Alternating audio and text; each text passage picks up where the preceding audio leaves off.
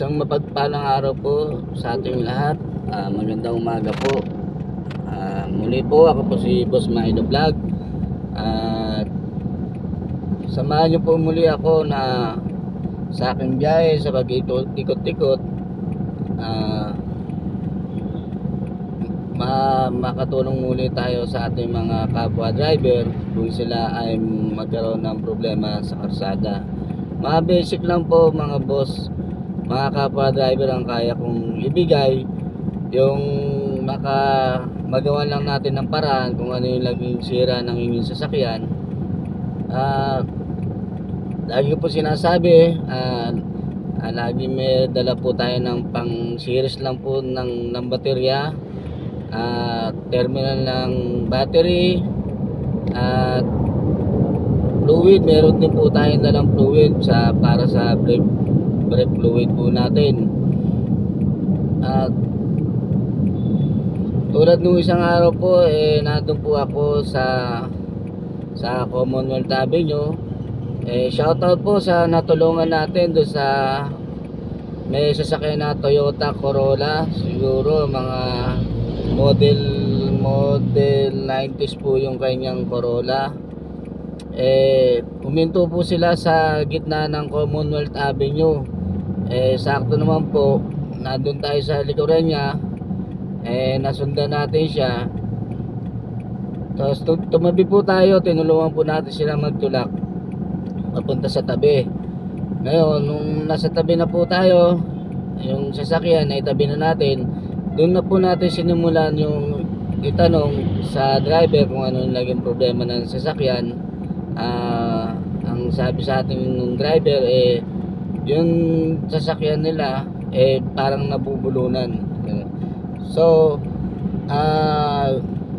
nagawa po natin ng paraan po yun na maging maayos yung sasakyan nila, and naayos. Nagpasalamat sila at umalis na. Pero nakasubaybay pa rin po ako sa kahabaan ng Commonwealth Avenue pa Quezon City. Siyempre sila, ang tabay lang ako, tumatakbo din po ako, at baka mamaya nasa isang tabi ulit sila, maulit muli yung pagkakabulunan ng kanilang karburador.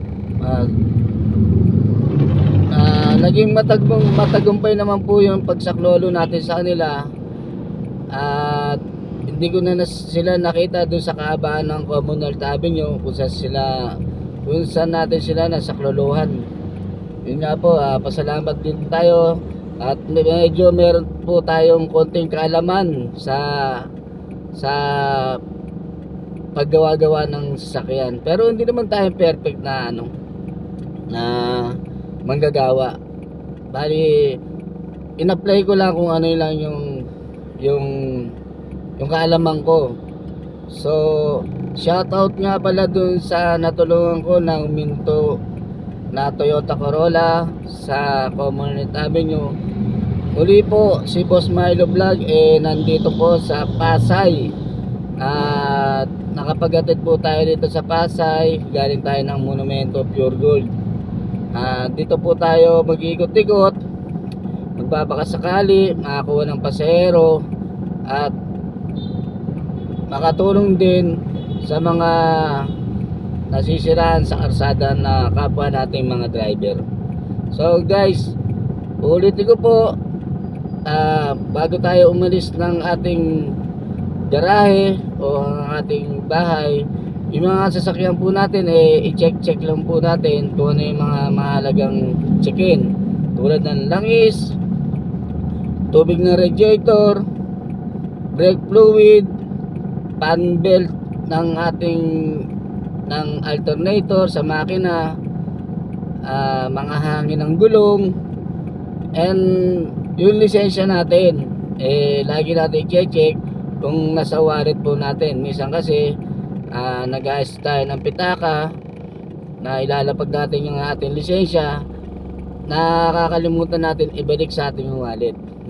Yan po ang pinakamahalaga sa ating mga driver. Kung sakali po tayo tatakbo sa ating karsada.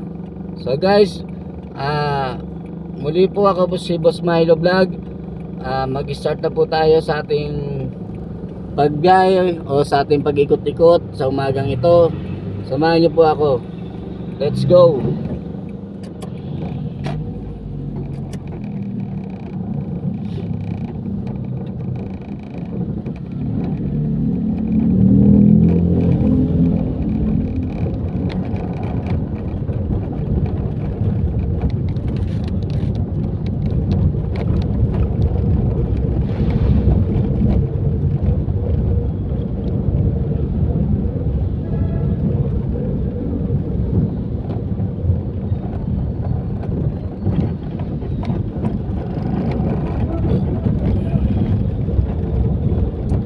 So guys, nandito nga pala tayo sa Libertad, Pasay, sa kabaan ng LRT 1. Kasalukuyan po natin siya babaktas din hanggang sa EDSA.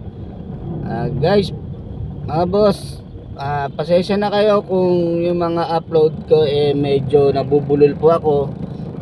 Sa totoo lang po bagong nag-vlog lang po ako. Hindi pa po tayo sanay sa mga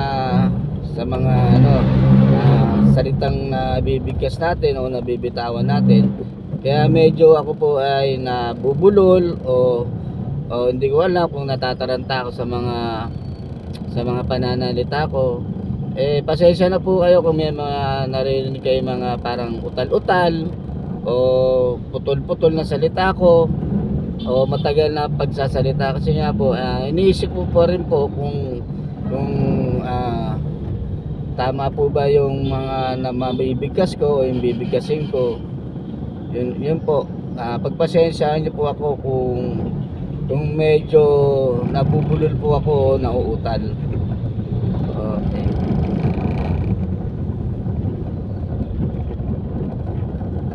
Sana po matong umagang ito nasa Pasay maka-tempo po tayo ng pasahero. Yung pasahero ko po galing Monumento Pure Gold binumano po sila, nagpatid dito sa Pasay at nagkakape po tayo doon sa Monumento Pure Gold. Pinagpala naman tayo at tayo napili nung pasero na masakyan. Sa dami ng taxing nagdadaan sa pwesto ko, isa po ako sa pinagpala ni Lord na mapili pa ako na sakyan ng pasero po natin. May binumano na po ako. Salamat Lord.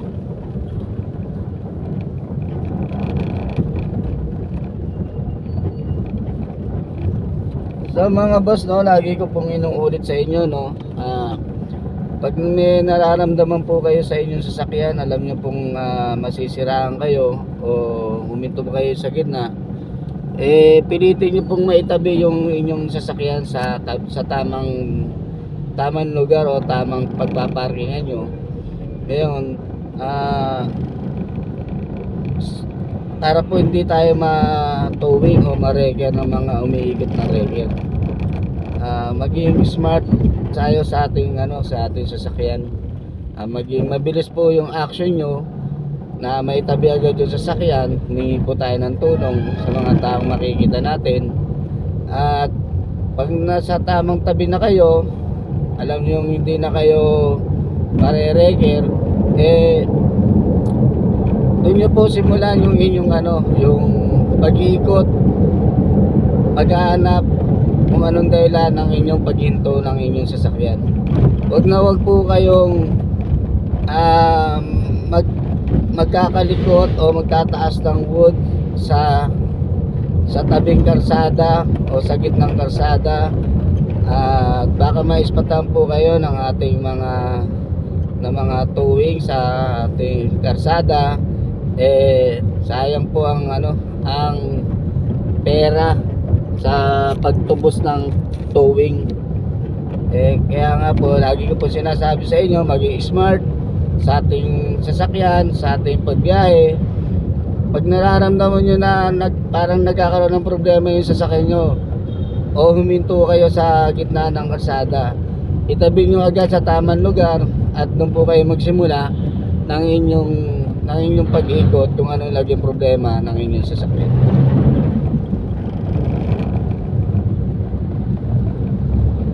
Guys, ako po muli si Boss Milo Vlog at nagpapasalamat sa inyo sa umagang ito.